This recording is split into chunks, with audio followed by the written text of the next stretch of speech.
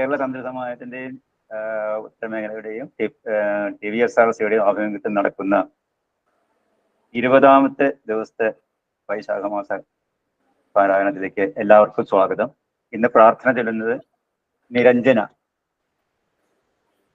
നമസ്കാരം. നാരായണം നമസ്കൃത്യ നരം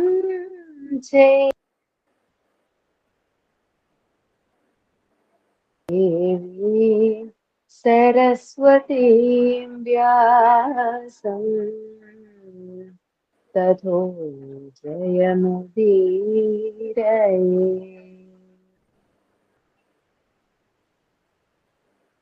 ശ്യാമളോയം കുമാരകഃ വേദവേദ്യം പരം ബ്രഹ്മ ഭാസതാം പുരതോ മമ സർവമംഗളമംഗല്യേ ശിവേ സർവാർത്ഥസാധികേ ശരണ്യേ ത്രംബകേ ഗൗരി നാരായണി നമോസ്തുതേ. ഇന്നലെ ജഗദംബികയുടെ ശക്തിവിശേഷത്തെക്കുറിച്ചും വ്യക്തമായിട്ടും അവ്യക്തമായിട്ടും പൃഥിവ്യാദി ഭൂതങ്ങളില് എങ്ങനെയൊക്കെ ശക്തി കുടികൊള്ളുന്നതിനെ കുറിച്ചിട്ടും അതിലെ സപ്തമാതൃക്കളുടെ വാരാഹി ബ്രഹ്മാണി മുതലുള്ള സപ്തമാതൃക്കള് ഗണപതിയോടുകൂടി പരമേശ്വരൻ ഗണപതിയോടുകൂടിയിട്ട് എങ്ങനെ ഈ ജഗദംബിക വിരാജിക്കുന്നു എന്നുള്ളതും നമുക്ക് എത്രമാത്രം ഈ ശക്തി സ്വരൂപിണിയുടെ ഈ പ്രപഞ്ച സൃഷ്ടി അത് ആ ശക്തി അതാണ് ചെയ്തത്. ആ സൃഷ്ടിയുടെ വിശേഷങ്ങളും ഈ കാലത്തിനെ കുറിച്ചും ഒക്കെയാണ് ഈ അടുത്ത ഭാഗത്തൊക്കെ വരുന്നത്. അതിന്റെ സംഗ്രഹ ആയിട്ടുള്ള ഭാഗങ്ങള് എങ്ങനെയാന്ന് വെച്ചാല് നമുക്ക് ഒരു ബോധം വേണം. നമ്മൾ ജീവിക്കുന്ന കാലത്തിനെ കുറിച്ചൊരു ബോധം വേണം.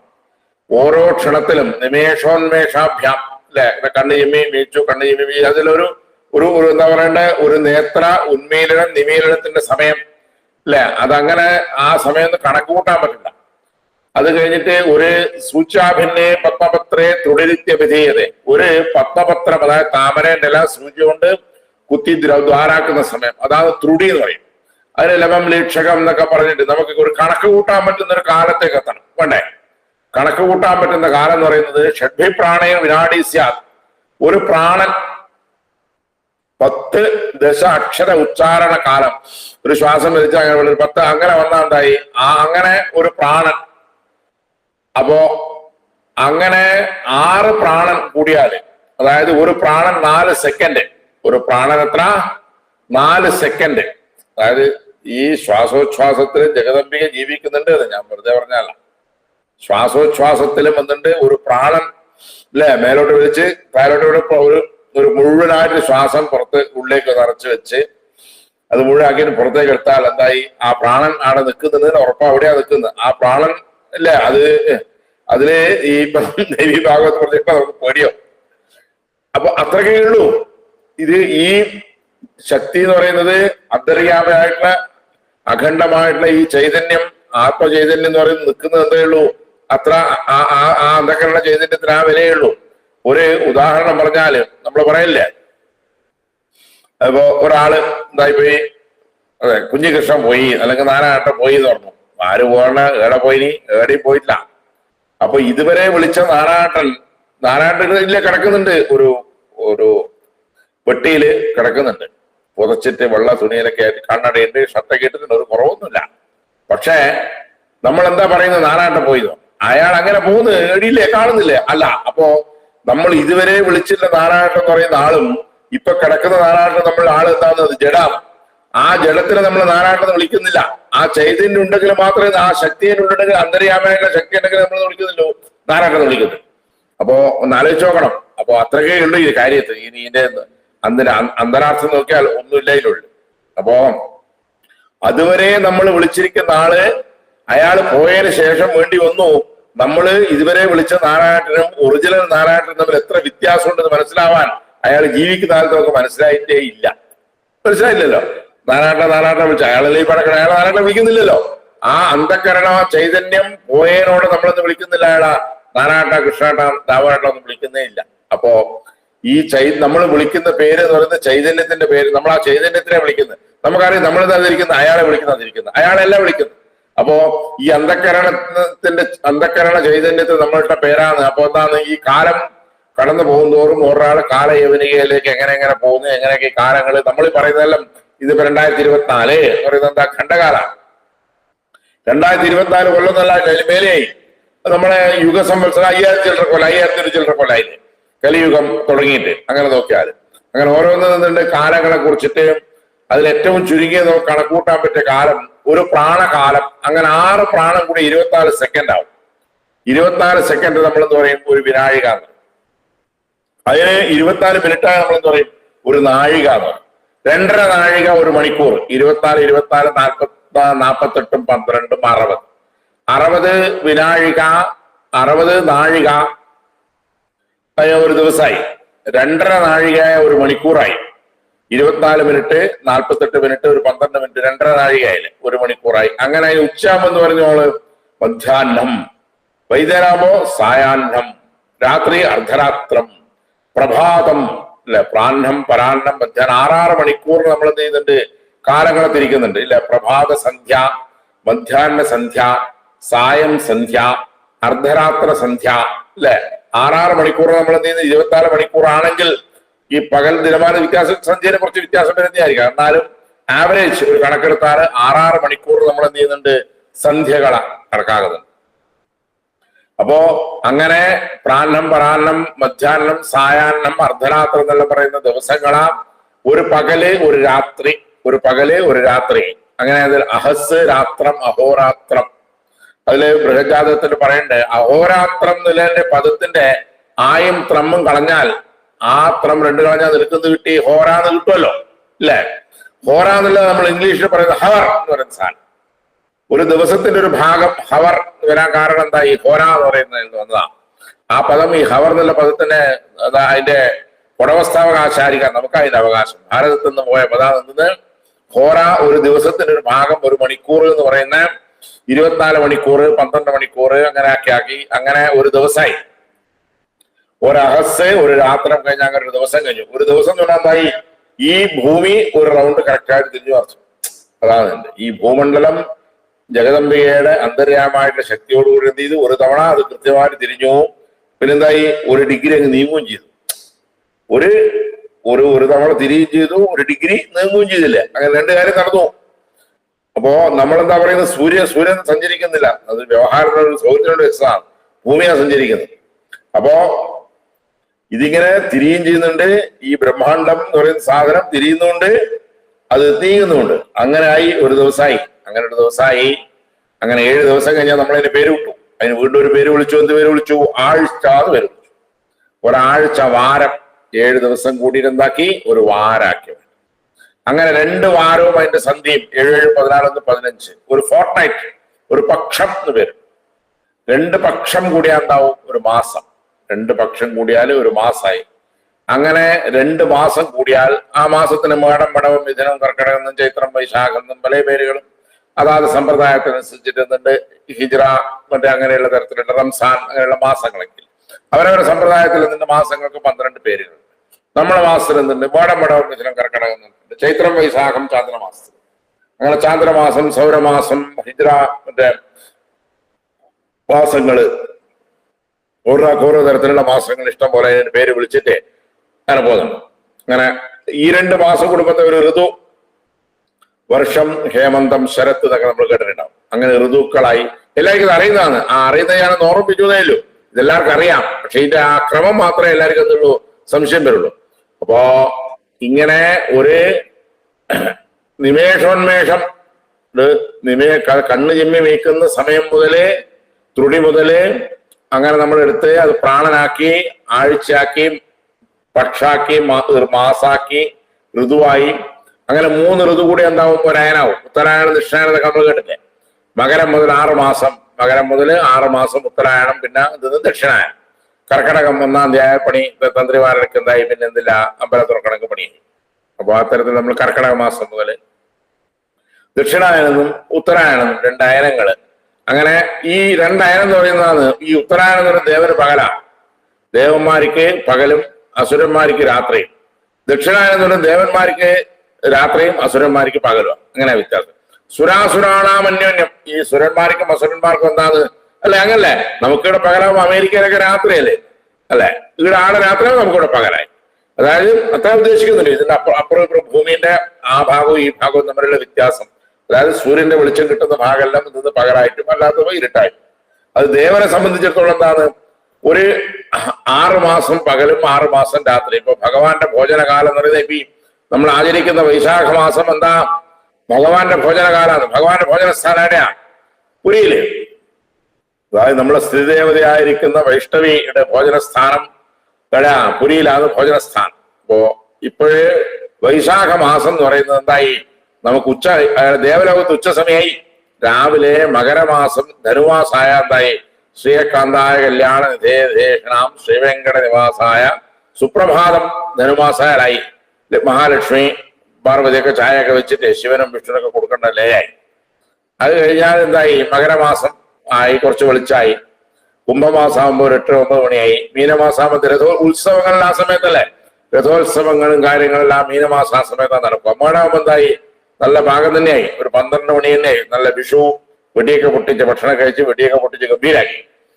അത് കഴിഞ്ഞിട്ട് എന്ത് ചെയ്തു, പിന്നെയാണ് എന്തെന്ന് വരുന്ന ഈ വൈശാഖ മാസം, അതായത് ചൈത്രം കഴിഞ്ഞിട്ട് വരുന്ന മാസം.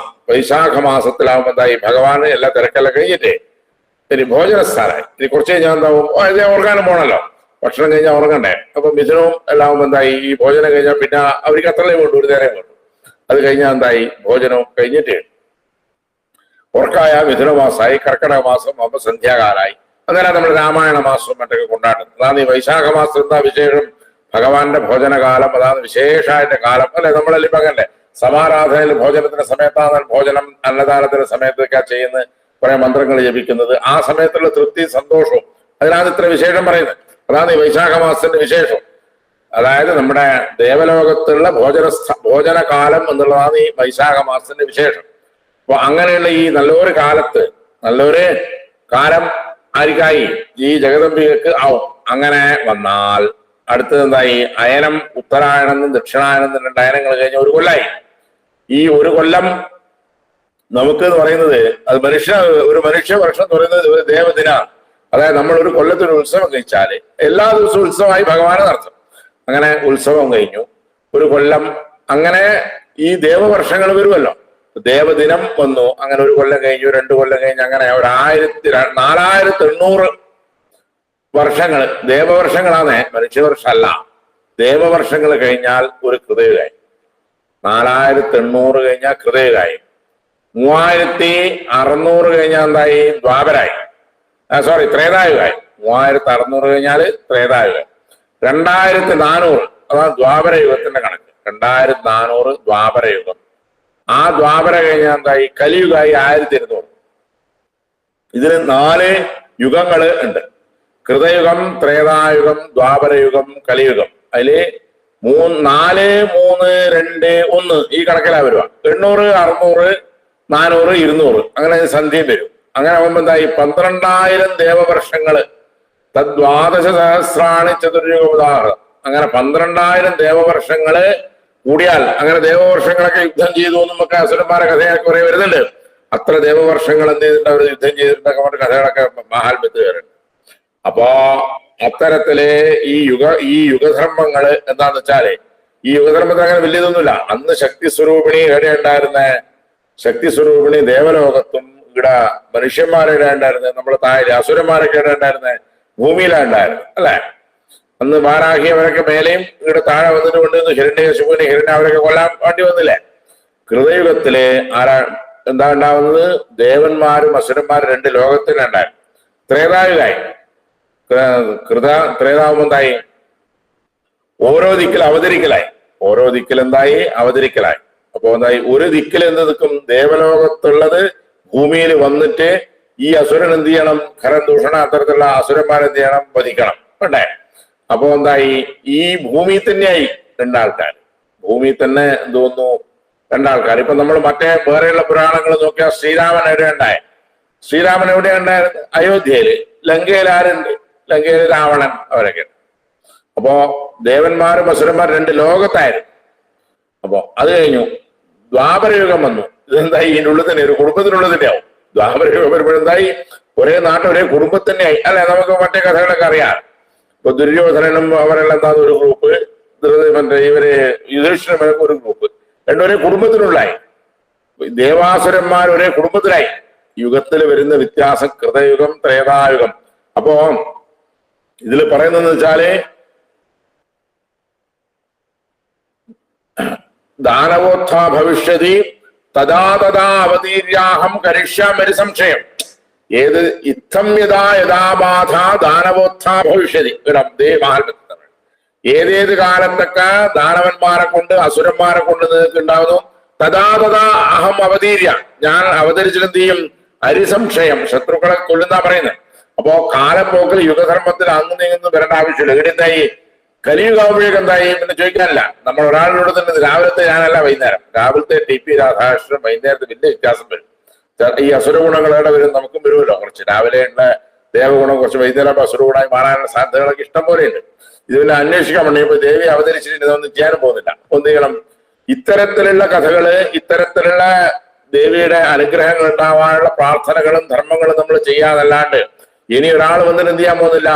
ഒരു കൃഷ്ണൻ വന്നിട്ട് ആദ്യ ഗീതയൊന്ന് ഉപദേശിക്കാൻ യാതൊരു സാധ്യതയില്ല, ആരും പഠിക്കണ്ട.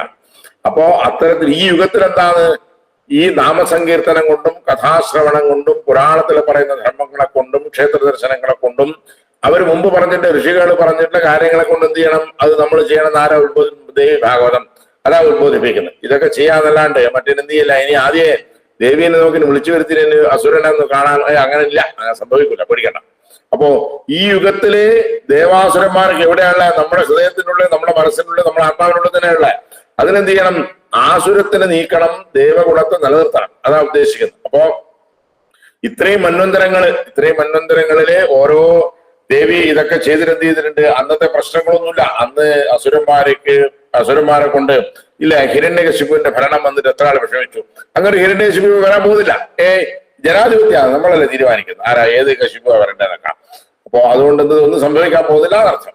അപ്പൊ അത്തരത്തിലുള്ള പല പ്രശ്നങ്ങളും അന്നത്തെ കാലത്ത് എന്ത് ചെയ്തിട്ടുണ്ട്, ദേവി യഥാകാലം നീക്കി തന്ന് ഈ ഭൂമിയിൽ, ഈ കർമ്മഭൂമിയിൽ നമുക്ക് ജീവിക്കാനുള്ള ഒരു സൗകര്യം ഇല്ല. ഈ പ്രപഞ്ചത്തിൽ നമുക്ക് ജീവിക്കാനുള്ള സൗകര്യം ആര് തന്നിട്ടുണ്ട്? ജഗദംബിക നമുക്ക് അനുഗ്രഹിച്ചു തന്നിട്ടുണ്ട് എന്നുള്ളതാണ് ജഗദംബികന്റെ വിശേഷം. അപ്പോ അത്തരത്തില് എന്തായി, 4 യുഗങ്ങളായി. 4 യുഗങ്ങള് 12,000 യുഗങ്ങൾ കൂടെ എന്തായി, അതിന് ഒരു ചതുർയുഗമായി. അങ്ങനെ 71 ചതുർയുഗം. 71 ചതുർയുഗം കൂടിയാൽ എന്താവും, ഒരു മന്വന്തരായി. അങ്ങനെ 14 മനുക്കളുണ്ട്. ഈ 14 മനുക്കളുടെ പേരുകളും പേര് പറയേണ്ട ഈ ദേവി മഹാഭാഗവത്തിൽ പറയുന്നതാണ്. സ്വായംഭോ മനു, സ്വാരോജിഷ മനു, ഉത്തമൻ എന്ന് പറയുന്നൊരു മനു, താപസമനു, രണ്ട് പാഠങ്ങളാണ്. താപസമനു, അതുപോലെ തന്നെ രൈവതമനു, താപസ രൈവതാഖ്യ, രൈവതമനു, അത് കഴിഞ്ഞിട്ട് ചാക്ഷുഷമനു, ഇപ്പോഴത്തെ മനുവാണ് ഇത് വൈവസ്വത മനു. ഞാൻ അതിലേക്ക് വരാം. വൈവസ്വത മനു. അത് കഴിഞ്ഞിട്ട് അടുത്ത മനു സാവർണി എന്ന് പറയുന്നൊരു മനു. അത് കഴിഞ്ഞാൽ പിന്നെന്താ, പിന്നെല്ലാം സാവർണിനാണ്. ദക്ഷസാവർണി, ബ്രഹ്മസാവർണി, ധർമ്മസാവർണി, രുദ്രസാവർണി, ദേവസാവർണി, ഇന്ദ്രസാവർണി, അത്രയധികം മനുക്കൾ. 9ാമത്തെ 8ാമത്തെ മനുക്കൾ മുഴുവൻ സാവർണി മനുക്കളാണ്.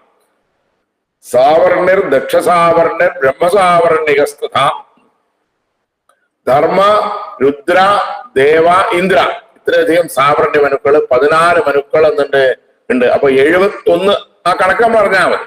71 ചതുർയുഗങ്ങള് ഇൻറ്റു 14 എന്ന് പറഞ്ഞാൽ എന്തായി, 994 കണക്ക് കൂട്ടി പഠിക്കുക. 71 ഇൻറ്റു 14 994 ചതുർയുഗങ്ങൾ കഴിഞ്ഞാൽ എന്തായി, ഒരു അതിന്റെ 6 സന്ധിയുണ്ട്. അങ്ങനെ 1000 ചതുർയുഗങ്ങൾ കഴിഞ്ഞാൽ എന്തായി, ഒരു ബ്രഹ്മകൽപ്പായി. അത് ബ്രഹ്മാവിന്റെ പകലയാവുന്നുള്ളൂ. അത് ബ്രഹ്മാവിന് നേരത്തെ പറഞ്ഞ ബ്രഹ്മാണി എന്ന് പറഞ്ഞാൽ ബ്രഹ്മാവിന് എത്രയാവുന്നത്, ഒരു പകലയാവുന്നുള്ളത്. അതായത് 1000 എന്താ പറയണ്ട ചതുർയുഗങ്ങൾ കഴിയണം. 14 മനുക്കള് ഇതിനുള്ളിൽ സഞ്ചരിച്ചു കഴിഞ്ഞാൽ എന്താവുള്ളൂ. അങ്ങനെ ഒരു ബ്രഹ്മാവിന്റെ ആയുസ് എത്രയാണ്, 100 കൽപ്പങ്ങൾ നിൽക്കും. ഇപ്പൊ എത്രയായി, 50 കൽപ്പം കഴിഞ്ഞു. ഇപ്പൊ 51ാമത്തെ കൽപ്പം നമുക്ക് എല്ലാവർക്കും കേട്ടിട്ടുണ്ടാവും, ശ്വേതവരാഹകൽപ്പം. ശ്വേതവരാഹകൽപ്പം. ആ വരാഹകൽപ്പത്തിലെ എത്ര കഴിഞ്ഞു, 6 മന്വന്തരങ്ങൾ കഴിഞ്ഞു. 6 × 71 കഴിഞ്ഞു അർത്ഥം. 7ാമത്തെ മനുവാണ് വൈവസ്വത മനു. വൈവസ്വതോ മനുർനാമ മാനനീയോ മനീഷണാം രൂപം ചിത്രവരുണ്ട്. അപ്പോ വൈവസ്വത മനുവാണ് 7ാമത്തെ മനു. ഈ ഏഴാമത്തെ ഒരു മനു 71 ചതുരയുഗം ഉണ്ടല്ലോ. അതിൽ എത്ര കഴിഞ്ഞു? 27 ചതുരയുഗങ്ങൾ കഴിഞ്ഞിട്ട് 28ാമത്തെ ചതുർയുഗത്തിലാണ് നമ്മളിപ്പോ ജീവിക്കുന്നത്. 28ാമത്തെ ചതുർയുഗത്തിലെ കലിയുഗത്തിലെ 1200 ദേവവർഷങ്ങളിൽ 5000 ചില്ലറ മനുഷ്യവർഷം കഴിഞ്ഞില്ലോ. ലോകാവസാനം താൻ പഠിക്കേണ്ട സ്വകാര്യ കൂടെ ധൈര്യമായിരിക്കാം, ഒന്നും സംഭവിക്കാൻ പോകുന്നില്ല. അതായത് ഇപ്പോഴത്തെ ശ്വേതവരാഹ കൽപ്പത്തിലെ എത്ര 50 വയസ്സ് കഴിഞ്ഞിട്ട് 51ാമത്തെ ബ്രഹ്മകൽപ്പത്തിലെ 6 മനുക്കൾ കഴിഞ്ഞിട്ട് 7ാമത്തെ മനുവില് വൈവസ്വത മനുവില് 27 ചതുർയുഗങ്ങൾ കഴിഞ്ഞ് 28ാമത്തെ ചതുർയുഗത്തിലാണ് ആര് ജീവിക്കുന്നത്? നമ്മൾ ജീവിക്കുന്നത്. ഈ മനുക്കളെ പേരൊക്കെ ഇവിടെ പറയണ്ടേ? ഈ ദേവി ഭാഗവതത്തില് ഓരോ മനുവിന്റെ ധർമ്മങ്ങള്, ഓരോ മന്വന്തരത്തിൽ ചെയ്ത കാര്യം, ആ മന്വന്തരത്തിൽ വന്ന പ്രളയങ്ങള്, ആ മന്വന്തരത്തിൽ വന്നിട്ട് ദേവിയുടെ മാഹാത്മ്യം എല്ലാം വിസ്തരിച്ച കഥകളായാണ് പോകുന്നത്. അപ്പോ അതില് നമ്മൾ ധരിക്കേണ്ടതെന്ന് വെച്ചാൽ നമ്മൾ ഏത് കാലത്ത് ജീവിക്കുന്നു ധരിക്കണം. അപ്പൊ ഇപ്പോഴത്തെ യുഗധർമ്മം എന്താ ധരിക്കണം? കലിയുഗത്തിലെ നമ്മുടെ ധർമ്മം എന്താന്ന്, കലിയുഗത്തിൽ നമ്മൾ എന്താ ചെയ്യേണ്ടത്? കലവ് നാമ സങ്കീർത്തനം. അപ്പൊ എന്താണ് ഈ ദേവിയെ ഭജിക്കുക എന്നുള്ളതാണ് ഇതിൽ പറയുന്നത്. മാഹാത്മ്യത്തിലായാലും അതുപോലെ തന്നെ ഭാഗവത്തിലായാലും ഈ ശക്തി സ്വരൂപിണീനെ നമ്മൾ എന്ത് ചെയ്യണം? ഭജിക്കണം. ആ ഭജന കൊണ്ടേ നമുക്ക് എന്തുണ്ടാവുള്ളൂ? നമുക്ക് ശ്രേയസ്സും ഐശ്വര്യമൊക്കെ ഉണ്ടാവുള്ളൂ അർത്ഥം. അപ്പോ അത്തരത്തിലുള്ള ഈ മന്വന്തരങ്ങളില് വിരാജിക്കുന്ന ഈ ദേവി എങ്ങനെ ഇതൊക്കെ ഈ ഭൂമിയെയും മണ്ഡലത്തെയും എങ്ങനെ ഉണ്ടാക്കി, എങ്ങനെ സൃഷ്ടിച്ചു എന്നുള്ളതാണ്. ഇത് നമ്മുടെ ഞാനത് എല്ലാവർക്കും എത്തിച്ചു തരാം. മഹാസങ്കല്പം കൊണ്ടൊരു ഇതുണ്ട്. അത് ഈ ദേവി ഭാഗവത്തിലുള്ള ആ ലോകത്തിന്റെ അതെല്ലാം കാര്യങ്ങളെ കൂടെ ഒന്നിച്ച് വരുന്നതാണ്. നമ്മുടെ ഈ ഒരു വിശേഷമായിട്ട് ഇപ്പൊ നമ്മള് കർമ്മവിഭാഗ പ്രായശ്ചിത്തം അങ്ങനെയുള്ള കയ്പിക്കണം എന്നായിരിക്കാം. നമ്മൾ ഏത് കാലത്ത് എങ്ങനെയാ ജീവിക്കുന്ന അറിയണല്ലോ. അപ്പൊ അതിനുവേണ്ടി ഒരു മഹാസങ്കല്പം കൊണ്ടൊരു പദ്ധതി തന്നെയുണ്ട്. ആ മഹാസങ്കല്പം എന്ന് പറയുന്നത് എങ്ങനെയാന്ന് വെച്ചാൽ ജലത്തിന്റെ മധ്യത്തിലാണല്ലോ. തസ്മാദ്വായ ഇന്നലെ പറഞ്ഞത്, തസ്മാത് ആത്മന ആകാശം വായു, അത് രണ്ടും നമുക്ക് കണ്ണുകൊണ്ട് കാണാം. അത് കഴിഞ്ഞിട്ടായി അഗ്നേഹേ ആപഹ, അതാണ് ജലപ്രളയം. ഈ വെള്ളത്തിന്റെ നടുക്ക് എന്താണ് ഈ അപരിമിതമായിട്ടുള്ള ഈ ചൈതന്യം നിൽക്കുന്നത് ഈ ജലസമുദ്രത്തിന്റെ നടുക്ക്. ഇതിങ്ങനെ ഇതടക്കം തിരിഞ്ഞുകൊണ്ടിരിക്കുന്ന അനേക കോടി ബ്രഹ്മാണ്ടാനാം ഏകതമേ. പൃഥിവി, അപ്പ്, തേജസ്, വായു, ആകാശം, അതിലെന്താണ് മഹത്തായിട്ട് നമുക്ക് ഇതെല്ലാം അറിയുന്നുണ്ടല്ലേ. ഇവിടെ കാണുന്ന ചെടികൊടികൾ നമുക്ക് അറിയുന്നുണ്ട്. അവ്യക്തമായിട്ടുണ്ട്. ഇതിന്റെ എല്ലാം അന്തസത്യായിട്ടുള്ള എന്താണ് ഒരേ ഒരു ശക്തിയുടെ ചൈതന്യാതേനം. അപ്പോ ഇങ്ങനെ ആവരണം ചെയ്തിട്ടുള്ള ഈ മഹത്തായിട്ട് ഈ ബ്രഹ്മാണ്ടം അതിന്റെ വെള്ളത്തിലാണ് ഉള്ളത്. ജലം അടക്കമുള്ള ഒരു പുറന്തോടുകൂടി കൂടിയിട്ട് ഒരു ഗോളാണെന്ന് ഈ ബ്രഹ്മാണ്ടം അണ്ടാകാരത്തിലുള്ളൊരു അത് വെച്ചാല് അന്ന് മൈക്രോസ്കോപ്പും മറ്റേ ഈ ടെലസ്കോപ്പും ഇതൊന്നും ഇല്ലാത്ത കാലത്ത് തന്നെ ഈ ജഗത്തിന്റെ സ്വരൂപം, ഈ ഭൂമിയുടെ സ്വരൂപം, അതുപോലെ ഈ മണ്ഡലം ഏതൊക്കെ മണ്ഡലത്തിലാണ് നമ്മൾ ഉള്ളത്, നമ്മൾ ഇത് നിൽക്കുന്നതെന്നും എങ്ങനെയൊക്കെ തിരിയുന്നൊക്കെ അന്നത്തെ കാലത്ത് ഇത് കണ്ടുപിടിച്ചിട്ടുണ്ട് അർത്ഥം. മഹതി ബ്രഹ്മാണ്ടത്തില് ഏതൊക്കെയാണ് ഇതിന്റെ ആധാരശക്തി എന്ന് പറയുന്നത്? എന്താ? ഈ ശക്തി തന്നെയാണ് ആധാരശക്തി എന്ന് പറയുന്നത്. അതന്നെയാണ് ശക്തി സ്വരൂപിണിയുടെ ധർമ്മം. എന്താ? ഇതിനിങ്ങനെ പിടിച്ചു നിർത്തുക എന്നുള്ളത്. താഴോട്ട് വീഴാണ്ട് ഇത് പിടിച്ചു നിർത്താം.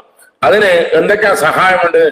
കൂർമ്മ, അനന്തൻ, ഐരാവതൻ, പുണ്ടരീകൻ, വാമനൻ, കുമുദ, അഞ്ജന, പുഷ്പദന്ത, സാർവഭൗമ, സുപ്രതീകൻ. ഇത്രയും അഷ്ടദിഗ്ഗജങ്ങൾ എന്ന് പറയും. 8 ദിക്കുകളില് കിഴക്ക് മുതൽ അങ്ങോട്ട് കൂർമ്മ, അനന്ത, ഐരാവത, പുണ്ടരീക, വാമന, കുമുദ, അഞ്ജന, പുഷ്പദന്ത, സാർവഭൗമ, സുപ്രതീകശ്ച ദിഗ്ഗജ. അത്രയധികം വന്നിട്ടുണ്ട്. ഈ ദിഗ്ഗജങ്ങള് 8 അഷ്ടദിഗ്ഗജങ്ങൾ എന്ന് പറയും. അതിലെ ഈ അഷ്ടദിഗ്ഗജങ്ങൾ എന്താക്കുന്നുണ്ട്? അത് ഗജം എന്ന് പറയുന്നത് നമ്മളിപ്പോ ഉദ്ദേശിക്കുന്ന ഈ നാട്ടുപുറത്തെ ആന അങ്ങനെ ആക്കണ്ട. ഒരു നല്ല ബലമുള്ള ഒരു പ്രാണി അല്ലെ, അതാണ് ഇത്. ഈ ആകർഷണ ശക്തി വിചാരിച്ചാണ് ഈ 8 ദിക്ക് ചെയ്യുന്നുണ്ട്. ഇത് ഈ കേന്ദ്രത്തിലേക്ക് ഇത് വീഴാത്ത രീതിയിൽ പിടിച്ചു നിർത്തുന്ന ഈ അഷ്ടദിഗ്ഗജങ്ങള്.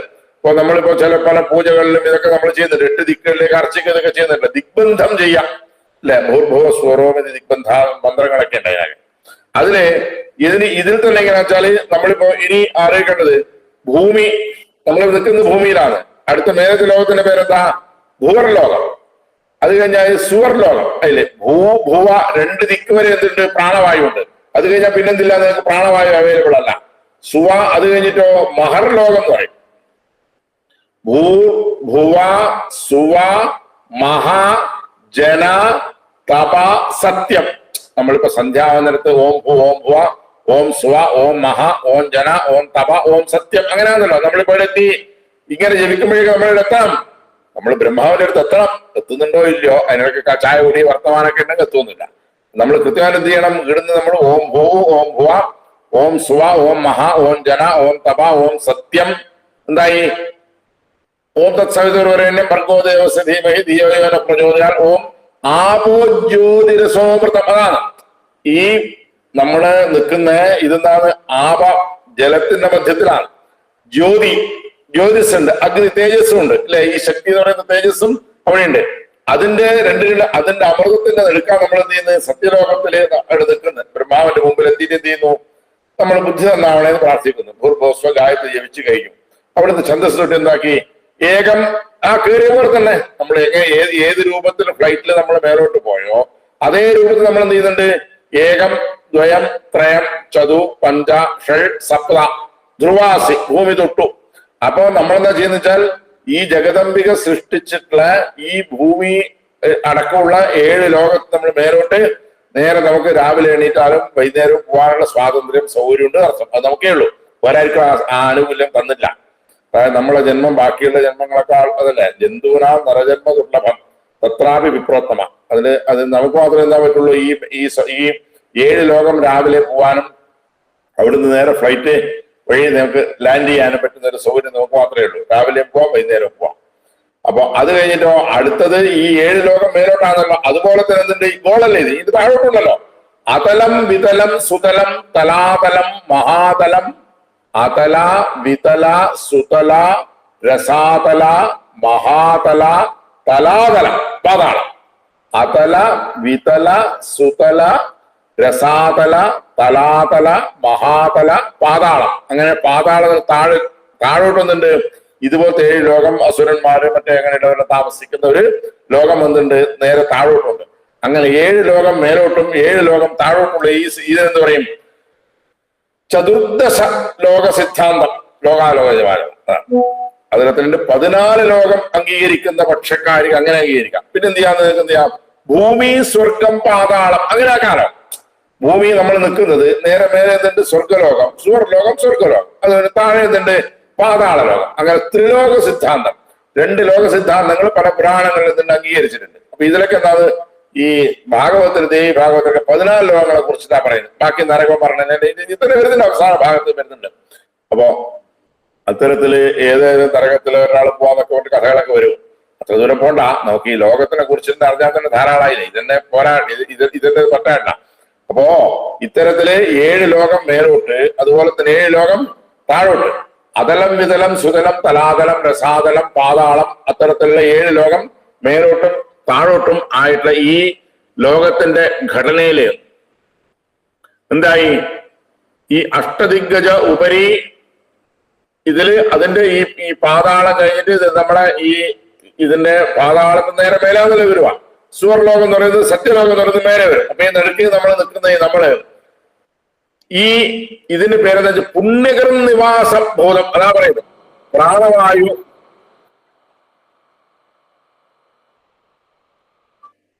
പ്രാണവായു ഉണ്ട് ഇല്ലേ? അതാണ് നമുക്ക് എന്ത് പറയുന്നത്? ബാക്കിയുടെ എന്തില്ല? പ്രാണവായു ഇല്ല. എല്ലാവർക്കും പ്രാണവായു കൊണ്ടുപോകണം. നമ്മൾ ഓരോരിക്കലും ജീവന്റെ അംശം ഉണ്ടോ എന്ന് അന്വേഷിച്ച് ചന്ദ്രനിലേക്ക് പോയി ചൊവ്വയിലേക്ക് പോയി ആടെല്ലാം പോയി ആടെ എന്തില്ല ഒന്നും അവിടെ പ്രാണവായുവിന്റെ അംശമില്ല. കുറേശ്ശെ ഉണ്ടെങ്കിൽ അത് മതിയാവില്ല, പകട മതിയാവുന്നു. അപ്പോ പ്രാണവായു എന്ന് പറയുന്ന വസ്തു അതാണെന്ന് പറയുന്നത് പുണ്യകൃ നിവാസഭൂതാണ്. അത് ഈ ഭൂമിക്ക് എന്ന് പറയും പുണ്യഭൂമി. അതിലും പുണ്യഭൂമി ഏതാണ്? കർമ്മഭൂമിയായിട്ട് ഭാരതഭൂമി അത് വരുന്നുണ്ട്. ഈ കർമ്മഭൂമിയായിട്ട് ഭാരതഭൂമിക്കാന്ന് പറയുന്നത് പുണ്യഭൂമി, പുണ്യകൃ നിവാസഭൂതം. ഈ അതേപോലെ നേരത്തെ പറഞ്ഞു ഭൂർഭുവ സ്വ മഹാജനാത സത്യലോകം വരെ. പിന്നെ തന്നെ മഹാനാളായമാന ഫണിരാജശേഷസ്യ സഹസ്ര മണി മണ്ഡല മണ്ഡിതേ ദിഗ്ദന്തി ശുണ്ഡ ദണ്ഡിത ഉത്തംഭിതേ 50 കോടി യോജന വിസ്തീർണേ. അതായത് ഭാഗവതത്തിലെ 50 കോടി ഇതിന്റെ യോജനകള് 50 കോടി യോജന ഈ ലോകത്തിനൊട്ടാകെ എന്നുണ്ട്. അന്നത്തെ ഈ യോജന എന്ന് പറയുന്നതിനെ കുറിച്ചിട്ട് കുറേയധികം ചർച്ചകളുണ്ട്. ഇന്റർനെറ്റ് അടിച്ചോ കേട്ടോ. ഒരു യോജന ഇത്ര മീറ്റർ ഇത്ര കിലോമീറ്റർ. അപ്പോ നമുക്കൊരു കണക്ക് നമുക്കറിയാം. 100 യോജന ഇവിടുന്ന് ഈ മഹേന്ദ്ര പർവ്വതത്തിൽ നിന്ന് ശ്രീലങ്കയിലേക്ക് എത്രയുണ്ടെന്നാ പറഞ്ഞ 100 യോജന. അപ്പൊ അത് വേദാരണ്യം എന്ന് പറയുന്നെങ്കിൽ 20 കിലോമീറ്റർ ആണെന്ന് പറയുന്ന ഈ യോജനയുടെ കണക്ക് പറയുന്നുണ്ട്. അപ്പോ 100 യോജന, അത് 100 യോജന കുറെ ദൂരം, അത് നമുക്ക് അറിയുന്നില്ല. ഈ യോജനയുടെ യൂണിറ്റിനെ കുറിച്ചൊന്നുമില്ല, കൃത്യമായിട്ടൊരു ഉണ്ടോന്ന് വെച്ചാൽ ഇല്ല. പിന്നെ ഓരോ തരത്തിൽ ഇഷ്ടംപോലെ റിസർച്ചൊക്കെ ആക്കി ധാരാളം ചെയ്തിട്ടുണ്ട്. ഇപ്പോ ഭൂമിയുടെ അളവത്ര ഇവിടെ പറയുന്നത് 50 കോടി യോജന വിസ്തീർണ ഈ ലോക അചലേന വലയിതെ പർവ്വതങ്ങളെ കൊണ്ടെന്താ ഇത് വലയം ചെയ്തിട്ടുള്ള ഇതില് എന്തൊക്കെയുണ്ട്? 7 സമുദ്രങ്ങളുണ്ടല്ലോ, 7 സമുദ്രങ്ങളുണ്ട്. നമ്മളിപ്പോ ബംഗാൾ ഉൾക്കടല്, പസഫിക് എന്നൊക്കെ പറയുന്നതിന് അന്നത്തെ കാലത്തിന് പേരിട്ടത് ലവണ സാഗരം, ഇക്ഷുസാഗരം, സുരാസാഗരം, സർപ്പിസാഗരം, ദധിസാഗരം, ക്ഷീരസാഗരം, ശുദ്ധ ഉദക അർണവൈ. ഇത്രയധികം സാഗരങ്ങള്, 7 സാഗരങ്ങള് പറഞ്ഞിട്ടുണ്ട്. ഈ 7 സാഗരങ്ങള് പർവ്വതത്തിന്റെ ബലത്തോട് കൂടിയിട്ട് സാഗരങ്ങള് വലയം ചെയ്തിട്ട് അതിൽ നിന്നുണ്ട് ഈ സാഗരത്തിൽ നിൽക്കാതെ നമ്മളൊക്കെ ജീവിക്കുന്നത്. ഈ പറയുന്നത് എങ്ങനെയാ വെച്ചാല് ജംബുദ്വീപം, പ്ലക്ഷദ്വീപം, കുശ, ക്രൗഞ്ച, ശാഖ, ശാൽമലി, പുഷ്കര ദ്വീപാന മധ്യേ ഇത്രയധികം ദ്വീപുകള്. ഈ ദ്വീപുകളുടെ പേരൊക്കെ എന്ന് പറയുന്നത് ഈ പറഞ്ഞാൽ നിങ്ങളെ നോക്കിയിട്ട് സങ്കല്പം പഠിക്കാനേ പറ്റുള്ളൂ, വേറെ വഴിയില്ല. അപ്പോ ഇത്രയധികം ജംബുദ്വീപം, പ്ലക്ഷദ്വീപം, കുശദ്വീപം, ക്രൗഞ്ചദ്വീപം അങ്ങനെയുള്ള ദ്വീപങ്ങളില് ദ്വീപാന മധ്യേ ഇതിനെന്താ പറയുന്നത്? ഭാരത, കിംപുരുഷ, ഹരിരമ്യ, ഹിരൺമയ, ഉത്തര, കുരു, ഭദ്ര, അശ്വ, കേതുമാല, ഇളാവൃത 9 ഖണ്ഡാക്കി മാറ്റി. ഇതിലെന്താക്കി മാറ്റിയിട്ടുണ്ട്? 9 ഖണ്ഡാക്കി മാറ്റിയിട്ട് അതിലത്തെ ഒരു ഖണ്ഡം നമ്മുടെ ഖണ്ഡം. ഇത് ഖണ്ഡം ഭാരതഖണ്ഡം എന്ന് പറയുന്നത്. ഭാരതം, കിംപുരുഷൻ. അപ്പോ അത് ഓരോ ദിക്കിലും ഇപ്പൊ നമ്മളിപ്പോ എന്താ പറയുന്നത് വെച്ചാല് യൂറോപ്പ്, ഓസ്ട്രേലിയ, അമേരിക്ക ഭൂഖണ്ഡങ്ങളൊക്കെ പറയുന്നുണ്ടല്ലോ. അപ്പൊ അത്തരത്തിലുള്ള ഭൂഖണ്ഡങ്ങൾ, ന്യൂസിലാൻഡ്, അപ്പൊ അതേപോലെ അങ്ങനെയുള്ള ഓരോ പറയുന്നത് ആ പേരിന് നമുക്ക് സമാനമായിട്ട് ഈ വൻകരകളുടെ പേരെന്നാ പറയുന്നത്. വൻകരകളുടെ പേരെന്നെയാണ് ഈ ഭാഗവത്തിൽ പറയുന്ന അർത്ഥം. ഭാരതം, കിംപുരുഷം, ഹരിരമ്യം,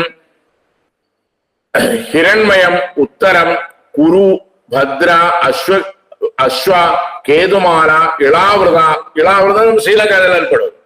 പിന്നെ ഇളാവൃതാഖ്യ നവഖണ്ഡാത്മകേ മഹാസരോരുഹരൂപേ. ഇതെന്താന്ന് ഒരു താമരന്റെ ആകൃതിയിലാണുള്ള നമ്മളെ ഇത് പല വസ്തുക്കളും എന്താക്കിയിട്ടുണ്ട്? താമരയുടെ ഇതാക്കിയിട്ടുണ്ട്.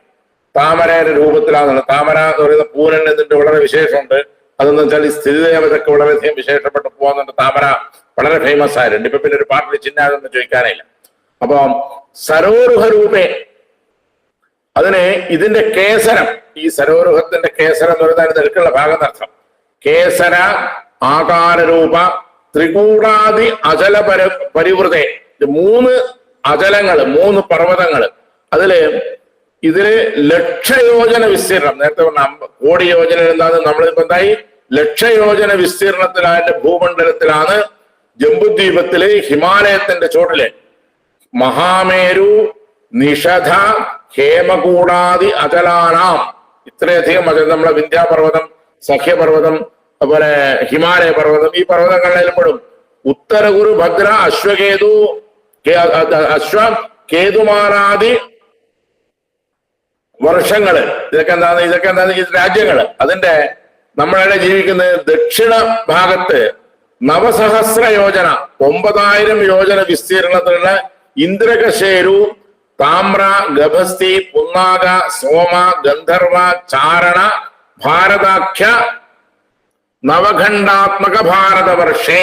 ആ ഭാരതവർഷത്തിലാണ് നമ്മൾ ജീവിക്കുന്നത്. അപ്പോ ആദ്യം എത്രയാക്കി? ഈ ലോകം മുഴുവൻ ആ ലോകത്തിനെ 7 ദ്വീപങ്ങളാക്കി തിരിച്ചു. അതിലെന്തായി? വീണ്ടും 9 തിരിച്ചു. അതില് ജംബുദ്വീപം വന്നു. ആ ജംബുദ്വീപത്തിന് എന്തായി? മഹാമേരു, മഹാമേരു, വിന്ധ്യാപർവ്വതം മുതലായിട്ട് പർവ്വതങ്ങള്. ആ പർവ്വതങ്ങളില് കഴിഞ്ഞെന്തായി? ഈ ഹേമകൂടം അങ്ങനെയുള്ള അചലങ്ങളെ നെടുക്കുന്നതായി ഈ 9,000 യോജന വിസ്തീർണത്തിലുള്ള 9 ഖണ്ഡം വീണ്ടും ആക്കിയിട്ട് ഗന്ധർവൻ, ചാരണൻ അതെല്ലാം കഴിഞ്ഞിട്ടുണ്ടാക്കി നമ്മള് ആ ഭാരതവർഷത്തില് നമ്മൾ നിൽക്കുന്നുണ്ട് എന്നുള്ളതാണ് ഇതില് നമ്മളെ വിശേഷം. അത്തരത്തില് വളരെ വിശേഷപ്പെട്ടിട്ട ഭാരതവർഷത്തിൽ എന്താ വിശേഷം? ഹിരണ്യമൃഗം സഞ്ചരിക്കുന്നുണ്ട്. ഹിരണ്യമൃഗം, അതായത് ഈ കസ്തൂരിമാൻ എന്ന് പറയുന്നത് ഇന്ത്യയിൽ മാത്രമേ ഉള്ളൂ, വേറെ എവിടെയും ആവില്ല. ആ മൃഗവും അതായത് അതുപോലെ തന്നെ കൃഷ്ണാജിലം, ആ കൃഷ്ണമൃഗം സഞ്ചരിക്കുന്ന ഭൂമി, അതുപോലെ തന്നെ സോമലത വളരുന്ന ഭൂമി. ഈ രണ്ടാണ് എന്തിന്റെ വിശേഷം? ഭാരതത്തിന്റെ വിശേഷമായിട്ട് പറയുന്ന രണ്ട് കാര്യങ്ങള്, വേറെ എവിടെയും ഇല്ലാത്ത രണ്ട് കാര്യങ്ങളാണ്. എന്തെന്ന്? കൃഷ്ണമൃഗങ്ങൾ സഞ്ചരിക്കുന്നു, സോമലത ഉണ്ടാവുന്നു. അതായത് കൃഷ്ണപക്ഷത്തിൽ അതിന്റെ ഇല വലുതാവും, ശുക്ലപക്ഷത്തിൽ ഇല വലുതാവും, കൃഷ്ണപക്ഷത്തിൽ ക്ഷയിച്ചു. അങ്ങനെ ഉണ്ടാവുന്ന സോമലത യാഗത്തിനൊക്കെ വളരെ വിശേഷമായിട്ട് ഉപയോഗിക്കുന്ന ഒരു ഇതാണ്. ഈ രണ്ട് സാധനങ്ങൾ എവിടെയുള്ളൂ? നമ്മുടെ ഭാരതത്തിലേ ഉള്ളൂ. അതാണ് ഭാരതത്തിൽ എന്ത് പറയും? കർമ്മഭൂമി. ബാക്കി ഭൂമികൾക്കെല്ലാം എന്താണ്? ഈ കിംപുരുഷൻ, പുന്നാകം, മറ്റേ കിന്നരൻ, യക്ഷൻ, ആ ഭൂമികൾക്കെല്ലാം എന്താ ഗുണം? അതെല്ലാം ഭോഗഭൂമികളാണ്. നമ്മൾ യൂറോപ്പ്, അമേരിക്ക, ന്യൂസിലാൻഡ് അങ്ങനെയുള്ള അതിനൊക്കെ എന്താ പറയാം? ഭോഗഭൂമികൾ എന്ന് പറയും. നമ്മളെ നാട്ടിൽ എന്ത് പറയും? നമ്മളിത് കർമ്മഭൂമിയാണ്. നമ്മളെ കർമ്മഭൂമിക്ക് എന്താ വിശേഷം? ഈ ഭാരതഖണ്ഡത്തിൽ എന്താ വിശേഷം എന്ന് വിചാരിച്ചാല്, ഭാരതഖണ്ഡത്തിലെ ഇതില് സപ്തൈതേ മോക്ഷദായക 7 മോക്ഷപുരികൾ, ആവന്തി, കാശി എന്നെല്ലാം പറയുന്ന പുരി, അതുപോലെ തന്നെ ബദരി, അത്തരത്തിലുള്ള മോക്ഷപുരികളുണ്ട്. അതിനേക്കാളും പേര് എന്താണ്? ഗംഗേജ യമുനേ ചൈവ ഗോദാവരി സരസ്വതി നർമ്മദേ സിന്ധു കാവേരി ജലേസ്മിൻ സന്നിധിയും ഗുരു നമ്മൾ ദിവസവും പറയുന്നില്ലേ? ഈ സപ്തതീർത്ഥങ്ങൾ എവിടെയുള്ളൂ? നമ്മുടെ നാട്ടിൽ. ഈ സപ്തതീർത്ഥങ്ങളുടെ നാടേതാ? ഗംഗ, ബ്രഹ്മപുത്ര. എന്തല്ല ബ്രഹ്മപുത്ര പാവം വഴിയില്ല, ആ സ്ത്രീക്ക് എന്തില്ല, വഴി കിട്ടാണ്ട് ഓള് ഇങ്ങനെ അങ്ങോട്ടും കൊണ്ട് പോകേണ്ടതില്ല. ആ ബ്രഹ്മപുത്രൻ ഈ തീർത്ഥത്തിൽ പെടുത്തിയില്ല, വഴി കൃത്യമായിട്ടില്ല. അതുകൊണ്ടാണ്. ബ്രഹ്മപുത്രക്ക് ദോഷം ഉണ്ടായിട്ടല്ല, അത് പിന്നെ ഗംഗയിലൊക്കെ ചേർന്ന് ശരിയായി വരുന്നുണ്ട്. അപ്പോ ഗംഗ, യമുന, സരസ്വതി, ത്രിവേണി, അതായത് ഹിമാലയത്തിൽ ഉത്ഭവിക്കുന്ന നദികളിലെ ആ നദികൾ നമ്മളെന്തുണ്ട് നമ്മളെ നാട്ടില് ആക്കിയിട്ട് ആ ഭഗീരഥൻ എന്ത് ചെയ്തിട്ടുണ്ട്? അന്നത്തെ കൃഷിയുടെ ആവശ്യത്തിനുണ്ട് ആ രാജാവ് കുറെ ആളെ വിളിച്ച് കൂട്ടിക്കൊണ്ടുവന്നിട്ട് എന്ത് ചെയ്തു? ഇത് മുഴുവൻ മാന്തി വൃത്തിയാക്കി എന്താക്കി ആ വെള്ളം മുഴുവൻ എടുത്ത് കൊണ്ടുവന്നില്ലേ? അങ്ങനെ ഒരു ഭഗീരഥൻ ഇനി ജനിക്കുക വെച്ചാൽ ജനിച്ചാൽ ഒരു കാര്യമുണ്ട്, കാവേരിയും ഗംഗയൊക്കെ ഉണ്ടാവും, ഒന്നായിട്ട് മാറും. മേ ബി സംഭവിക്കാവുന്നതേ ഉള്ളൂ. ഒരു ഭഗീരഥൻ വീണ്ടും പ്രധാനമന്ത്രിയായി വന്നിട്ട് ആകാശഗംഗേനെ പാതാളത്തിൽ കൊണ്ടുവന്ന പോലെ നാളെ ദിവസം ഗംഗേന എന്ത് ചെയ്യാം? നമ്മുടെ നാട്ടിലേക്ക്, നമ്മൾ ഇല്ലത്തിന്റെ വാതുകാലേക്ക് എന്ത് ചെയ്യാം? ഗംഗേന കൊണ്ടുവരാനൊക്കെ പറ്റും, പറ്റാണ്ടൊന്നുമില്ല. പറ്റാനുള്ള പ്രൊജക്ടും കാര്യങ്ങളൊക്കെ ഉണ്ട്. മേ ബി നോക്കാം എന്താ സംഭവിക്കുന്ന അറിയാലോ. അപ്പോ അത്തരത്തിലുള്ള കർമ്മഭൂമിയായിട്ടുള്ള, അതായത് നമ്മൾ ജീവിക്കുന്നത് വലിയ ഭാഗത്തിലുണ്ട് നമുക്ക് വേണ്ടിയിട്ടല്ല, നമ്മുടെ സുഖത്തിന് വേണ്ടിയല്ല, നമ്മൾ പരാർത്ഥം ജീവിക്കുന്ന ദൈവത്തിന് വേണ്ടി ജീവിക്കുന്നവരാണ്. അപ്പോ അത്തരത്തിലുള്ള ഒരു ഭൂമി എവിടെയുള്ളൂ? നമ്മുടെ നാട്, നമ്മുടെ ഭാരതത്തിൽ മാത്രമേ ഉള്ളൂ. ആവന്തി, കുരുക്ഷേത്രം, ദണ്ഡകാരണ്യം, മലയാചലം, അത്തരത്തില് ഭൂമധ്യരേഖയുടെ പശ്ചിമ ഭാഗത്ത് ശ്രീശൈലം എന്ന് പറയും. ഈ ശ്രീശൈലത്താണ് നമ്മൾ തുടങ്ങുന്നത്, നമ്മളെ നാട് തുടങ്ങുന്നത്. നമ്മളെ നാട് എഴുതാൻ തുടങ്ങുന്നത് അതായത് ദക്ഷിണേന്ത്യ എന്ന് പറയുന്ന ഭാഗം. അതിലെ ശ്രീശൈലത്തിന്റെ ഇടയ്ക്ക് ഈ ശ്രീശൈലത്തിന്റെ നിരുതി ഭാഗത്തില് ആണ് എന്ത് വരുന്നത്? ശ്രീശൈലെ മല്ലികാർജുനം സൗരാഷ്ട്രേ സോമനാഥഞ്ച, അതായത് നമ്മുടെ പരമേശ്വരനുള്ള സൗരാഷ്ട്രത്തിന് ശ്രീശൈലത്തിലേക്ക് വരൂ. ശ്രീശൈലത്ത് എന്തായി? മല്ലികാർജുനം ആടിന്റെ നിരുതി ഭാഗത്താണ് നാട് നിൽക്കുന്നത്. അതായത് വാസ്തുപുരുഷന്റെ നല്ല ഏറ്റവും യോജിച്ച ഭാഗത്താണ് നിൽക്കുന്നത്. അതാണ് നമ്മളെ നാട്ടിൽ എന്ത് പേര് വന്നത്? ഭൂമിയിലെ സ്വർഗാണ്. ഭൂമിയിലെ സ്വർഗാന്ന് എന്തെന്ന്? ദൈവദത്ത ഭൂമിയാണ്. ഏത് ഭൂമി? കേരള എന്ന് പറയുന്ന ഭൂമി. അത്ര വിശേഷമുണ്ട്. പിന്നെന്തെങ്കിലും ആയിരിക്കും, അവിടെ നിൽക്കട്ടെ. അപ്പോ ഈ ഇന്ദ്ര, കശേരു, താമ്ര, ഗഭസ്തി, പുന്നാക, സോമ, ഗന്ധർവ, ചാരണ ഇതെല്ലാക്കിയ ഭാരതാഖ്യ വർഷത്തിലെ നമ്മൾ ശ്രീശൈലത്തിന്റെ നൈಋതി ഭാഗത്ത് പരശുരാമ ക്ഷേത്രത്തിലേടാ അനന്തപത്മനാഭ സ്വാമിയുടെ ക്ഷേത്രത്തിലെ അനന്തപത്മനാഭ സ്വാമി ക്ഷേത്രം, കടലിന്റെ കര, അവിടുന്ന് അനന്തപുരിയുടെ നിൽക്കുന്നത് പശ്ചിമ ഭാഗത്തിലെ ശ്രീശൈലം, അതായത് പരശുരാമ ക്ഷേത്രത്തിലെ അനന്തപുരി ക്ഷേത്രത്തിലാണ് നമ്മൾ വസിക്കുന്ന അർത്ഥം. അപ്പോ ഇത്രയധികം വിശേഷങ്ങൾ പറഞ്ഞിട്ടുള്ള ഒരു ഭാഗം, ഇത്രയധികം വിശേഷങ്ങൾ പറഞ്ഞിട്ടുള്ള ഒരു ഭാഗം ദേവി ഭാഗവതത്തില് ഉള്ള ഈ വിശേഷം ഏത്? നമ്മുടെ ഭാരത ഭൂമിയിലെ ഏത് തരത്തിലാണ് വർണ്ണിച്ചിരിക്കുന്നത്? ശ്രീനാരായണ, അതെന്താണ്? നാരായണ. അപ്പോ ഈ പത്മനാഭ സന്നിധിയിൽ എന്നിട്ട് 33 കോടി ദേവത, 33 കോടി ദേവതകളും ഇവിടെ വസിക്കുന്നുണ്ട്. ഈ അനന്ത പത്മനാഭസ്വാമി വസിക്കുന്നുണ്ട്. പിന്നെ കുറച്ചുകൂടി പോയാൽ ശ്രീരംഗം, ഇതുപോലത്തെ ഒരു ക്ഷേത്രമാണല്ലോ ശ്രീരംഗം. പിന്നെ ചിദംബരത്തിൽ ഗോവിന്ദരാജസ്വാമി, തിരുപ്പതി ഗോവിന്ദരാജസ്വാമി ഉണ്ട്. അങ്ങനെ അത്തരത്തില് നേപ്പാളില് പശുപതിനാഥ്, അപ്പൊ അതുപോലെ തന്നെ കേദാർനാഥിന്, ബദരീനാഥിന്, അവിടേക്ക് എന്തുണ്ട്? ഇവിടേക്ക് എന്തുണ്ട്? ഈ സ്ഥിതി ദേവതയുടെ സാന്നിധ്യം, സൗരാഷ്ട്ര സോമനാഥം ഒറ്റ വരിയിലാണ് ഏടവരെ നമ്മുടെ പഞ്ചലിംഗേശ്വര ക്ഷേത്രം വരെ ഉള്ള ഈ സന്നിധികൾ എന്ന് പറയുന്നത് സൗരാഷ്ട്രത്തിലുള്ള സോമനാഥൻ, അതായത് ഈ ദ്വാദശ ജ്യോതിർലിംഗങ്ങൾ, ഈ 12 ലിംഗങ്ങൾ, ആ ലിംഗങ്ങളിൽ തന്നെ എന്തുണ്ട്, നമ്മുടെ നാട്ടിൽ തന്നെ എന്തുണ്ട് 5 ഭൂതങ്ങൾക്കുള്ള ലിംഗങ്ങൾ. അതായത് ഈ ശ്രീശക്തിയുടെ കൂടെയുള്ള ഈ പരമേശ്വരൻ എന്ന ദേവത എടാ പൃഥ്വിലിംഗം, പൃഥ്വിലിംഗം കാഞ്ചീപുരം എന്ന് പറയുന്ന മണ്ണ്, പാർവതി എന്താണ് മണ്ണിന്റെ രൂപത്തില് എന്താക്കി പൃഥ്വി കൊണ്ട് ശിവലിംഗം ഉണ്ടാക്കിയിട്ട് അവിടെ എന്താക്കി, അവിടെ നിങ്ങൾക്ക് എല്ലാവരും എന്ത് വേണം, എല്ലാ ആഗ്രഹങ്ങളും സാധിക്കാറുണ്ട് ദേവതേനെ പ്രതിഷ്ഠിച്ചു. ആര്? ഇതേ ജഗദംബിക. അതിനെന്ത് പേര്? പൃഥ്വിലിംഗം എന്ന് പറയും. അതുപോലെ തന്നെ ജലരൂപത്തിലുള്ള ലിംഗാന്ന്, വെള്ളത്തിൽ നിൽക്കുന്ന ലിംഗാന്ന് എടാ ജംബുകേശ്വരം തൃച്ചിനാപ്പള്ളിയില് തിരുവാനക്കാവൽ എന്ന് പറയും. ആ തിരുവാനക്കാവൽ എന്ന് പറയുന്ന ക്ഷേത്രത്തിലാണ് ആരുള്ളത്? ഈ ദേവത ആക്കെ ജലലിംഗാന്ന് എവിടെയുള്ളത്? ഇവിടെ തിരുവാനക്കാവലിലുള്ളത് ജംബുകേശ്വര ക്ഷേത്രം എന്ന് പറയും. അതാണ് ആന കാവല് നിന്നു എന്നാ പറയുന്നത്. ആന കാവല് നിന്നിട്ടുള്ള ക്ഷേത്രമാണ് തിരുവാനക്കാവൽ. അതുപോലെ തന്നെ പൃഥ്വി തേജോലിംഗ, നമ്മൾ വളരെ പ്രസിദ്ധമായിട്ടുള്ള തിരുവണ്ണാമല ജ്യോതി കാർത്തിക ദീപം കേട്ടിട്ടുണ്ടോ? ഡിസംബർ മാസത്തില് ഉള്ള ദീപജ്യോതി ആയിട്ടുള്ള രൂപത്തിൽ ജ്യോതി സ്വരൂപത്തില് ദേവൻ നിൽക്കുന്നതാണ് എടാ തിരുവണ്ണാമല. അതുപോലെ തന്നെ വളരെ പ്രസിദ്ധമായ ക്ഷേത്രമാണ് വായുലിംഗം. ശ്രീകോലകത്തുള്ള വിളക്ക് തനിയെ ആടും, വിളക്കിന്റെ ജ്വാല തനിയെ അങ്ങോട്ടും കൂടെ ആടിക്കൊണ്ടിരിക്കും. വായുരൂപത്തിലാണ് ഭഗവാൻ സ്ഥിതി. വായുരൂപത്തില് പരമേശ്വരൻ നിൽക്കുന്നുണ്ടായിരുന്നത് വായുലിംഗം കാളഹസ്തി. പിന്നെ നമുക്ക് എല്ലാവർക്കും അറിയുന്ന വളരെ ഫേമസ് ആയിട്ടുള്ള ലോകപ്രസിദ്ധമായ ക്ഷേത്രമാണ് ചിദംബര ക്ഷേത്രം. അവിടെ എന്തിന്റെ രൂപയില്ല, ഒരു വില്ലുത്തിന്റെ മാല മാത്രമേ. ഈ ജഗദംബിക ചാർത്തിയിട്ടുള്ള മാല ആകാശത്തിലാണ് ചാർത്തുന്നത്. ആകാശത്തിൽ ചാർത്തിയിട്ടുള്ള മാലയോട് കൂടിയിട്ടുള്ള ഈ പരമേശ്വരന്റെ സ്വരൂപത്തിലുള്ള ഈ ലിംഗം എടാ ചിദംബരത്തില്. പിന്നെ നടരാജൻ നിലപെടുന്ന ഉത്സവമൂർത്തിയാണ്. വെള്ളിയമ്പല നടരാജ എന്ന് വളരെ ഫേമസ് സഭാപതി എന്ന പേര്. സഭയുടെ പതിയായിട്ടുള്ള ഈ പരമേശ്വരൻ ശ്രീപാർവതിയോടുകൂടി സഹരഹസി പത്യാവിഹരസെ എടാ നമ്മുടെ സൗന്ദര്യ ശങ്കരാചാര്യ എടുത്തിട്ടുണ്ട് ഇതേ ദേവി ഭാഗവത്തിലുള്ള ഈ ഭാഗം. അപ്പോ അത്തരത്തിലുള്ള പതിയോടുകൂടി വിഹരിക്കുന്ന ജഗദംബിക ഈ തരത്തില് പഞ്ചലിംഗരൂപത്തില് പഞ്ചഭൂതരൂപത്തിലും സ്ഥിതി ചെയ്യുന്നുണ്ട്. അതുപോലെ തന്നെ ജ്യോതിർരൂപത്തില് സോമനാഥം മുതല് മല്ലികാർജുനൻ വരെ ഉള്ള ഈ ഭാഗങ്ങള് എല്ലാ ദിക്കുന്നുണ്ട്. ഈ ജ്യോതിസ്വരൂപത്തിലായിട്ടുണ്ട്, ഭൂതസ്വരൂപത്തിലായിട്ടുണ്ട്. അതുപോലെ തന്നെ ഈ സ്ഥലത്ത് മുഴുവൻ എന്താ ഉള്ളത്? ഈ സ്ഥലങ്ങളെല്ലാം എന്താണ്? ഏത് രൂപത്തിലാണുള്ളത്? ശക്തിന്റെ സ്വരൂപത്തില് ഈ പ്രപഞ്ചത്തില് നാദരൂപത്തിലായാലും മൂകാംബിക ഇല്ലേ മൂകമായിട്ടുള്ള രൂപത്തിലാണ്. അവിടെ എന്തില്ല വർത്തമാനം പറയുന്നില്ല, വർത്തമാനം ഒന്നും പറയാത്ത ഒരു രൂപത്തില് ഉണ്ട്. മൂകാംബിക രൂപത്തില്, ശാരദ വിദ്യാരൂപത്തില്, കാശ്മീരത്തില് ശാരദാ രൂപത്തില്, ശാരദാ പീഠം വളരെ ഫേമസ് ആയിട്ടുള്ളതാണ്. അപ്പോ അത്തരത്തില് പല രൂപത്തിലും എന്തുണ്ട്? ഈ ജഗദംബികേനെ നമുക്ക് എന്ത് ചെയ്യാൻ പറ്റുന്നുണ്ട്? ആരാധിക്കാനും കാണാനും കേൾക്കാനും ഉള്ള ഒരു സൗകര്യം. അങ്ങനെ ഈ പ്രപഞ്ചത്തില് ശബ്ദരൂപത്തില് നിൽക്കുന്ന, നാദരൂപത്തില് നിൽക്കുന്ന, അത് അങ്ങനെ ഫേമസ് ആയിട്ട് ഞാൻ എഴുതിയിട്ടുണ്ട്. നാദരൂപിണി ശങ്കരി പാഹിമാം എന്നിട്ട് വലിയൊരു പാട്ടന്നെ അത് ത്യാഗബ്രഹ്മം ആക്കിയിട്ടുള്ള പാട്ടനുണ്ട്. അപ്പോ അതില് ഈ നമ്മുടെ ഈ യുഗധർമ്മത്തില് നമ്മൾ എന്ത് ചെയ്യണം? ഈ ശക്തിയുടെ മാഹാത്മ്യം എന്തറിയണം? ഈ പുരാണങ്ങളിലെ കൂടെ നമ്മൾ മുഴുവൻ അറിഞ്ഞാൽ ഇനിയുള്ള ഭാഗം, ഇനി ഇതൊക്കെ അറിഞ്ഞാൽ നമുക്ക് എന്താ ഗുണം? അപ്പൊ നമ്മൾ കുറെ ജന്മജന്മാന്തരങ്ങൾ എടുത്തിട്ടുണ്ടല്ലോ.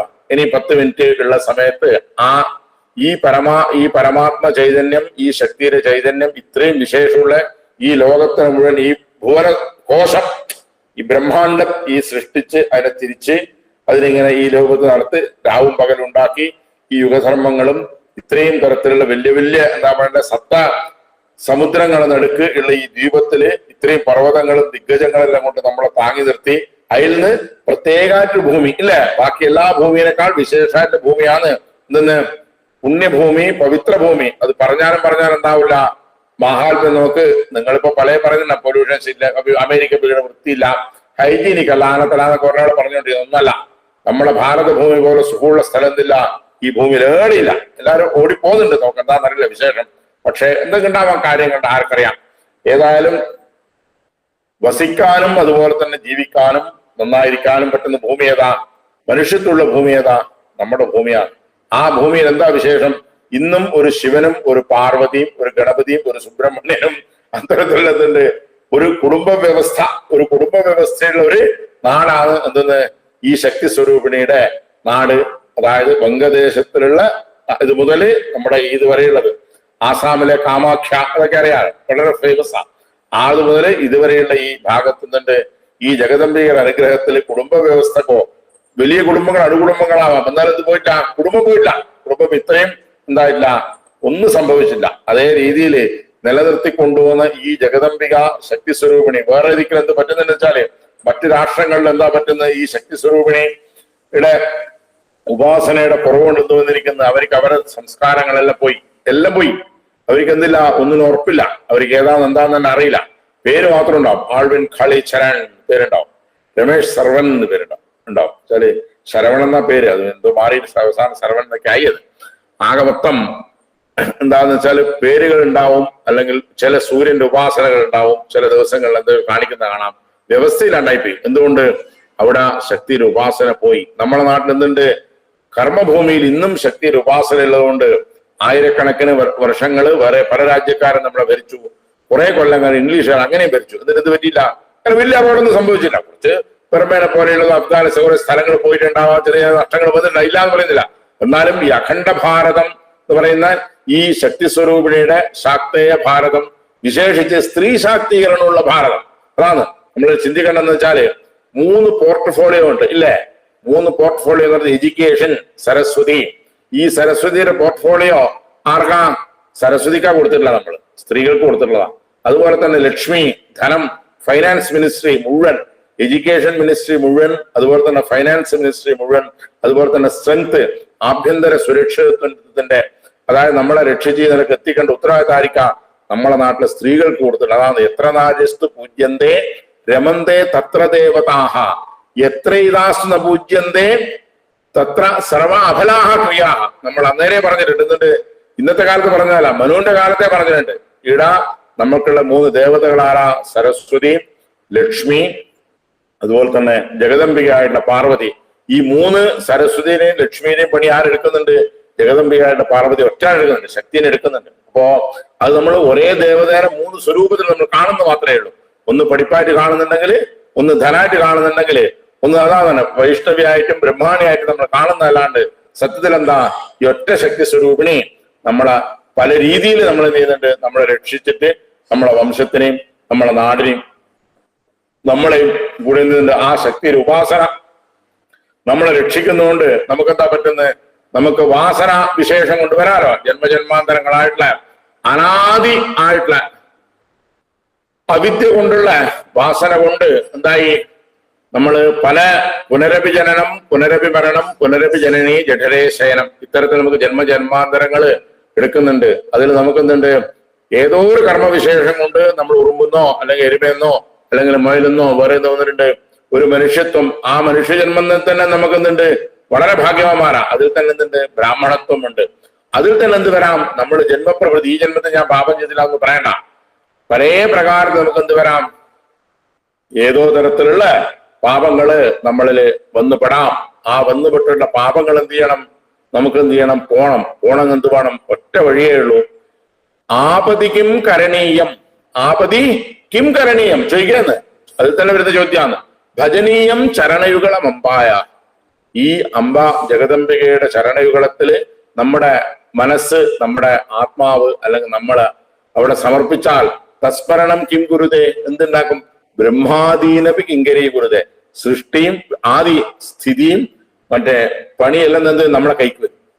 ഈ ദേവത നമ്മളെ കൂടെ ഉണ്ടെങ്കിൽ ഈ പറയുന്ന കാര്യങ്ങളെല്ലാം നമ്മളെ കിങ്കരന്മാരാവുന്ന, നമ്മുടെ തൊഴിലിന് നമ്മൾ കടിമയാവണ്ട, നമ്മൾ വേറൊരാളെ മുമ്പിൽ നമ്മൾ കൈതീട്ടണ്ട, അല്ലെങ്കിൽ നമ്മൾ പഠിപ്പ് നമുക്ക് വേണ്ടി വലിയ കഷ്ടപ്പെടേണ്ട ആവശ്യമില്ല. ഒരു തവണ വായിച്ചാൽ വരുന്നവരില്ലേ, 4 തവണ വായിച്ചാൽ വരുന്നവരുണ്ട്, 5 തവണ വായിച്ചാൽ വരുന്നവരുണ്ട്. അപ്പോ നമുക്ക് 1 അല്ലെങ്കിൽ 5 അല്ലെങ്കിൽ 10 തവണ നമുക്ക് വായിക്കാനുള്ള ഒരു പ്രേരണ ആരുണ്ടാക്കി തരും? നമുക്ക് പഠിക്കേണ്ടതെന്ന് വെച്ചാലും, അതുപോലെ സമ്പാദിക്കേണ്ട കാര്യത്തിലാണെങ്കിലും, അതുപോലെ തന്നെ നമ്മുടെ പ്രവൃത്തിയുടെ കാര്യത്തിലായാലും, തൊഴിലിന്റെ കാര്യത്തിൽ, ആഭ്യന്തര വകുപ്പായാലും ധനവകുപ്പായാലും വിദ്യാഭ്യാസ വകുപ്പായാലും 3 വകുപ്പിലും ആര് വേണം? ഈ സരസ്വതിയെ, ലക്ഷ്മി, അതുപോലെ തന്നെ ജഗദംബികയായിട്ടുള്ള പാർവതി, 3 കടാക്ഷം ഉണ്ട് വിചാരിക്കാം. ഉണ്ടെങ്കിൽ എന്ത് വേണ്ട, നിങ്ങൾക്ക് ഈ ജന്മജന്മാന്തരങ്ങളിലുള്ള പാപങ്ങൾ മുഴുവൻ പോവാൻ. തസ്മരണം കിം കുരുതേ ബ്രഹ്മാദീനബി കിങ്കരീ കുരുതേ അമരീ കബരീഭാരം ഭ്രമരീ മുഖരീകൃതം. പ്രാർത്ഥിക്കേണ്ട എന്താ? അപ്പയ്യ ദീക്ഷിതർ പറയുന്നുണ്ട്. ഈ ദേവി ഭാഗവതത്തിന്റെ തത്വമാണ്. അമരീ കബരീഭാരം ഭ്രമരീ മുഖരീകൃതം ദൂരീകരോത് ദുരിതം ഗൗരീ ചരണപങ്കജം. ഗൗരിയുടെ ചരണപങ്കജം എങ്ങനെ? ഈ ഇതുപോലെ തന്നെ പറയുന്നുണ്ട്. ഇത് യശിവോ നാമരൂപാഭ്യാം യാദേവി സർവമംഗള തയോസം സ്മരണാ പുംസാം സർവതോ ജയമംഗളം. സർവമംഗള മംഗല്യെ വളരെ ഫേമസ് ആയിട്ടുള്ള ദേവി മാഹാത്മ്യത്തിലെ സ്തോത്രമാണ്. സർവമംഗളം എല്ലാവരും പഠിക്കുന്നതാണ്. സർവമംഗള മംഗല്യേ ശിവേ സർവാർത്ഥ സാധികെ. സർവാർത്ഥ സാധികെ അതാണ് അടുത്ത വിശേഷം. ശരണ്യേ ത്രംബകേ ഗൗരി നാരായണി. നരാണാം അയനം, മനുഷ്യന്മാർക്ക് നല്ല മാർഗം കാണിച്ചു കൊടുക്കുന്ന നാരായണീനെ നമ്മൾ എന്ത് ചെയ്യണം? നമ്മളെപ്പോഴും നമസ്കരിക്കണം. നമ്മളെപ്പോഴും അതിൽ തന്നെ ഭക്തി ഉണ്ടാവണം. അങ്ങനെ ഭക്തി ഉണ്ടായാൽ നമ്മൾ എന്താണ്? ജന്മാന്തരമായിട്ട് ആർജിച്ചിട്ടുള്ള എല്ലാ പാതകങ്ങളും അതുപോലെ തന്നെ ഉപപാതകങ്ങളും അതുപോലെ തന്നെ നമ്മൾ അറിയാണ്ട് ചെയ്തിട്ട് അറിഞ്ഞു പോയിട്ട് ഉറുമ്പിനടക്കം നമ്മൾ നടന്നു പോകുമ്പോൾ കൊല്ലുന്നില്ലേ? അത്തരത്തില് എന്ത് വരുന്നുണ്ട്? നമ്മൾ അറിയാണ്ടും അറിഞ്ഞിട്ട് ചെയ്യുന്ന എല്ലാ പാപങ്ങൾക്കും എന്താവുന്നുണ്ട്?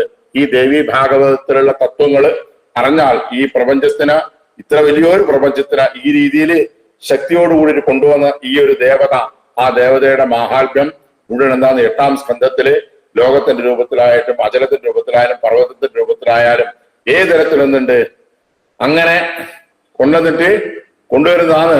അതില് അവസാനം ശങ്കരാചാര്യർ പറഞ്ഞതിലേക്ക് തന്നെ നമുക്ക് എത്താനാവുള്ളൂ. കഥാകാലേ മാത കഥേ കലിതാ ലക്തകരസം വിവേയം വിദ്യാർത്ഥി.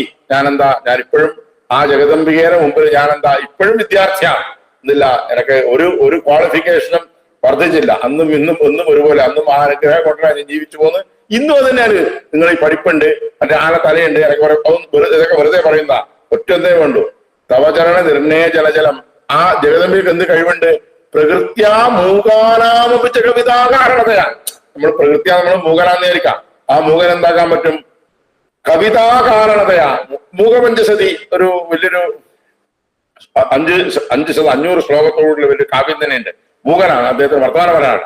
പ്രകൃത്യാ മൂകാനാമപിച്ച കവിതാ കാരണതയാ കഥാധത്തെ വാണി മുഖകമല താംബൂലരസ സരസ്വത്യാ ലക്ഷ്മ്യാ വിധി ഹരിസ പത്മോ വിഹരത്തെ രതേ പാതിവൃത്യം ശിഥിലതി രമേണ ഉപഷ ചിരഞ്ജീവ. നമ്മളെന്താണ് ഇങ്ങനെ ഈ ഒരു ഉപാസനകൾ ഉണ്ടായാൽ പ്രദീപജ്വാലാഭൃ ദിവസങ്ങളുടെ നീരാജന വിധി അവസാനിക്കും. സൗന്ദര്യയുടെ ശ്ലോകം. ഇങ്ങനെ ഇത്തരത്തില് നമ്മള് എപ്പോഴും എന്തായിരിക്കണം? ഈ ജഗദംബികയുടെ മുമ്പിൽ ഒരു വിദ്യാർത്ഥിയുടെ ലെവലില് കയ്യും കെട്ടിയിട്ട് എല്ലാം റെഡി. അതെ, ഒന്നും എതിര് പറയാനുള്ള രീതിയിൽ അത് വേണം. ആ ഒരു ബുദ്ധി എന്ത് വേണം? ആ വിനയം നമുക്ക് എന്ത് തരണം? ജഗദംബിക നമുക്ക് തരാൻ എന്ത് വേണം? ആ അനുഗ്രഹം നമുക്ക് ഉണ്ടായാൽ നമ്മൾ എപ്പോഴും ശക്തിയുടെ മാഹാത്മ്യത്തെ കുറിച്ച് ചിന്തിച്ചുകൊണ്ടും പഠിച്ചുകൊണ്ടും ആ വിനയം ആദ്യം തരണ്ട. ആര് തരണത്? ജഗദംബിക വിചാരിച്ചാലേ തരാനാവുള്ളൂ. അത് ആ ആപത്തില്ലാണ്ട് ആയിരിക്കേ പറ്റുള്ളൂ. ഈ സരസ്വതി, ലക്ഷ്മി, പാർവതിയുടെ ഈ ത്രിമൂർത്തികളുടെ സ്വരൂപമായിട്ടുള്ള ജഗദംബികക്കായിട്ടുള്ള ശക്തി സ്വരൂപിണിക്ക് മാത്രമേ എന്ത് ചെയ്യാൻ പറ്റുള്ളൂ?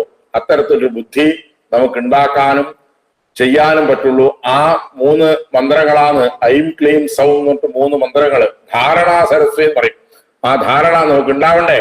ആ ധാരണ ഐം എന്ന് പറയുന്ന അകാരം വികാരം, അതാ അകാരം ഏകാരം, അതെന്തായി വീണ്ടും പ്രകാരമുള്ള ഐ ഇതാവുന്നത് അങ്ങനെയാണ്. അതേപോലെ ഇതില് ബീജാക്ഷരത്തിൽ വരാന്ന് ക്ലീം വരുന്നത് സൗ സരസ്വതി നമാണ്. അപ്പോ സരസ്വതിനെയും അതേപോലെ ഈ ബീജാക്ഷരങ്ങളോട് കൂടിയിട്ടുള്ള ഇത്രയധികം മന്ത്രവിശേഷങ്ങളോട് കൂടിയിട്ടുള്ള കേട്ടില്ലേ സ്വയംവര മന്ത്രം. ആ മന്ത്രത്തില് ജഗദംബികേനെ ഏത് തരത്തിലാണ് സ്തുതിക്കുന്നത്?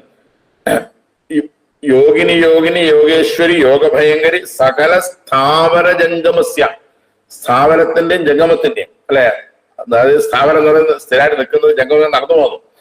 സ്ഥാവര ജംഗമസ്യ മുഖഹൃദയം, അതാണ് അതിന്റെ മുഖത്തെ ഹൃദയം. മമവശം. അത്തരത്തില് ഈ ദേവി ഭാഗവതത്തിന്റെ സത്ത എടുത്തിട്ടുള്ള മന്ത്രങ്ങളാണ്. ഒന്ന് ഈ സ്വയംവര മന്ത്രം, അതുപോലെ തന്നെ അശ്വാരൂഢ മന്ത്രമുണ്ട്. ഇതിൽ തന്നെ ആ സ്വയംവര മന്ത്രത്തിന്റെ വിശേഷം അത് കഴിയട്ടെ. അതില് യോഗിനി യോഗേശ്വരി യോഗഭയങ്കരി സകലസ്ഥാപന ജംഗമസ്യ മുഖഹൃദയം മമവശം ആകർഷേ സ്വാ. എന്നിലേക്ക് ആകർഷിക്കണം എന്ന് പറയുന്ന മന്ത്രത്തിന്റെ തത്വം. ഉത്തിഷ്ഠ പുരുഷി കിം സുഭിഷി ഭയമേ സൗസ്ഥിതം അല്ലേ? എനക്കെന്ത് ഭയം ഉണ്ടോ ആ ഭയം എന്ത് വേണം? യതി ശക്യം അശക്യം വാ, അത് വാണി പോയാ ആവൂല്ല നോക്കൂടാ. യതി ശക്യം അശക്യം വാ തന്നേ ഭഗവതി സമയ സ്വാഹ. എനക്ക് എന്താ, എപ്പോഴും ഞാനൊരു മനുഷ്യനാണ്. എനക്കെന്തുണ്ട്, എപ്പോഴും വന്നിട്ടുണ്ട് ആധ്യാത്മികം, ആദിദൈവികം, ആദിഭൗതികം, പലത്തിൽ എന്തുണ്ട് നാളെ എന്ത് സംഭവിക്കുന്നുണ്ട് ആങ്സൈറ്റി. ആ ആങ്സൈറ്റി ഇല്ലാത്ത രീതിയിൽ ചിരിച്ചുകൊണ്ടിരിക്കാനുള്ള സൗകര്യം ഉണ്ടാക്കി തരണം. ഭയമേ സൗഹൃദം യതിശക്യം അശക്യം വാ തന്മേ ഭഗവതി സമയ സ്വാഹ. അത്തരത്തിൽ ശമിപ്പിക്കണം എന്ന് പറയുന്നതും അതുപോലെ തന്നെ നമ്മളിൽ ബാധിച്ചിരിക്കുന്ന, നമ്മൾ നേരത്തെ പറഞ്ഞു, ഈ യുഗത്തില് നമ്മളിൽ മുഴുവൻ എന്താണുള്ള ആസുര ഗുണങ്ങളുണ്ടെങ്കിൽ ദുഷ്ടഗ്രഹം സ്വാഹ. ജ്വലജ്വല ശൂലിന് ദുഷ്ടഗ്രഹം സ്വാഹ. ഈ നമ്മളെ എന്താണ് ശൂലധാരിണിയായിട്ടുള്ള ഈ ജഗദംബിക നമ്മളിലുള്ള ദുഷ്ടഗ്രഹങ്ങളെ എന്താണ് കുംഭൾ സ്വാഹ പൊട്ടിക്കണം, ബോംബ് പൊട്ടിത്തെറിപ്പിക്കണം. അപ്പൊ അത്തരത്തിലുള്ള മന്ത്രാർത്ഥങ്ങളോട് കൂടിയിട്ടുള്ള ഈ ലോകത്തിന്റെ സൃഷ്ടി, ആ ലോകത്തില് നാം എന്ന് പറയുന്ന ജീവന്റെ ഈ ഒരു നേരത്തെ ആദ്യം തുടങ്ങിയില്ലേ, അത്രേ ഉള്ളൂ. ആ ഒരു ചൈതന്യം, ഒരു ചെറിയൊരു ചൈതന്യം, ആ ചൈതന്യം കൊണ്ട് നമ്മൾ എത്ര കൊല്ലം ജീവിക്കണ്ടേ? നൂറുകണക്കിന് കൊല്ലം എല്ലാവരും ജീവിക്കണം. അത്തരത്തില് ആയുസ്സും ആരോഗ്യവും ഈ ജഗദംബിക എല്ലാവർക്കും അനുഗ്രഹിച്ച് തരട്ടെ പ്രാർത്ഥിച്ചുകൊണ്ട് ഈ പ്രഭാഷണം ജഗദംബികയുടെ പാതാല ബന്ധങ്ങൾ സമർപ്പിക്കുന്നു. മഹാദേവി നമോ നമഃ. സന്തോഷം. നന്ദി പ്രകാശനായി ഈശ്വരൻ വള്ളിയോടിനെ ക്ഷണിക്കും. നമസ്കാരം. അങ്ങയുടെ പദാരവിന്ദങ്ങളിൽ ഒന്ന് അഭിവാദ്യം ചെയ്ത് നമസ്കരിക്കുകയാണ്. ഞാൻ 8ാം ക്ലാസ്സിലെ ഒരു വിദ്യാർത്ഥിയാണ്. ഈ സംഘടനാ തലത്തിലും അഖില കേരള തന്ത്രി മണ്ഡലം ഉത്തരമേഖലയുടെ പേരിലും ഞങ്ങളുടെ വിദ്യാർത്ഥികളുടെ പേരിലും അങ്ങയുടെ പാതാരബന്ധങ്ങളിൽ നമസ്കരിച്ചുകൊണ്ട് നന്ദി രേഖപ്പെടുത്തുന്നു.